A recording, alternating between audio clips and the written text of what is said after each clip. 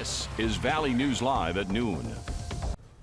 A storm is making its way to the valley, with hail being the biggest threat. Let's go straight to meteorologist Lisa Green with a look at what we're up against. Lisa? Well, good afternoon. Yes, so far for today, we're watching for hail. And also, there are other factors that will be in here for tonight and into the weekend for more severe weather coming our way. Here's a look at our view in Grand Forks, our home of Economy Skycam. They're showing the gray skies, the raindrops on the camera. We've been watching these this cluster of storms moving its way to the northeast and just barely affecting the Grand Forks area. Another round over by Bemidji. It looks like it's eased up a little bit. And then there are these spotty areas of light rain elsewhere throughout the valley. Zooming in on this heavier round of rain, you can see that we're looking at northern parts of Steele County getting some lightning and thunder just south of Northwood, back over through the Reynolds and Thompson areas here, and then over toward Crookston, some thunderstorm activity happening. Each one of these lightning bolts indicates a lightning strike. So where you see the red, that's where we've got some heavier rain coming down. And it looks like the intensity has waned in the Grand Forks area, at least for now. And this is all kind of moving to the northeast. So Grand Forks not out of the woods. And each one of these icons indicates that we might have some hail in some of the stronger portions of the storm.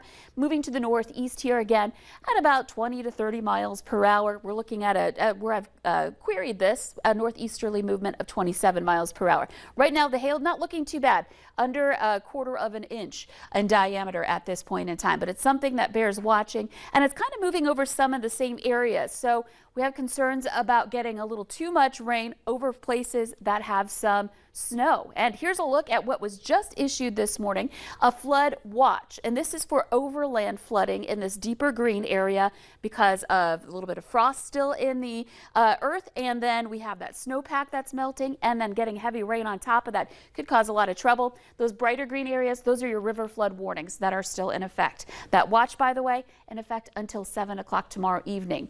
Temperatures 30s to some 40s. We've got 42 in Fargo, 39 in Grand Forks. And in Grand Forks, expect to see temperatures into the 40s basically throughout the day. Now, later tonight, we're watching for our first round of severe. We're looking at late Friday night and into early Saturday morning under a marginal risk for the potential for some hail.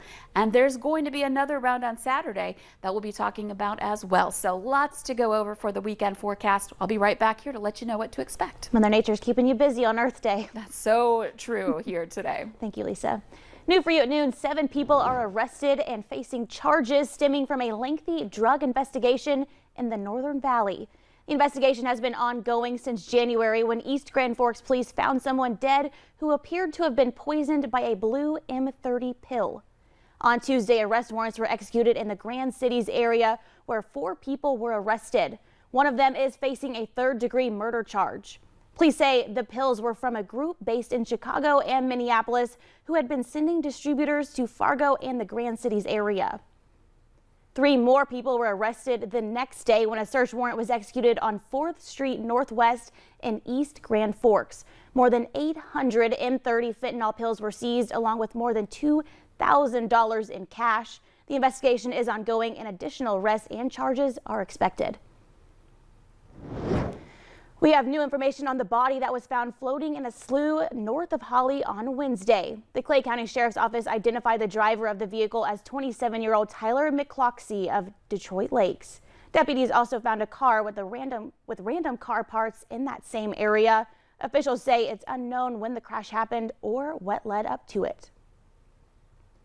A fire badly damaged a garage in South Fargo, plus a car that was parked nearby.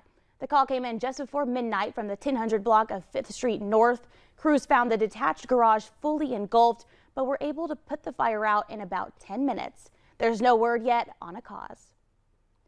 The head of the UN Human Rights Office issued a statement saying there have been repeated violations of international humanitarian laws in Ukraine. This comes as more possible evidence of war crimes are being discovered every day. New satellite images show what appears to be mass graves in Russian-controlled areas outside of Mariupol. The city has been under siege since February 24th. Ukraine says tens of thousands have been killed in the city, with 10,000 more people still trapped there. The U.S. Defense Secretary is planning a trip to Europe next week to discuss the next steps with allies. Guns were the leading cause of death for children and teens in the U.S. in 2020. This is according to the New England Journal of Medicine. Researchers found that guns killed more people ages 1 to 19 in the U.S. than vehicle crashes, drug overdoses, or cancer. More than 4,300 children and teens died from firearm-related injuries in 2020, a 29% increase from the year before. The majority of firearm deaths were made up of homicides rather than suicides among that age group in 2020. Coming up at noon, it's not the most pleasant conversation to have, but it's a part of life. On this Earth Day, we'll take a look at eco-friendly funeral options. But next, Lisa is in next to tell us about the upcoming stormy weekend ahead.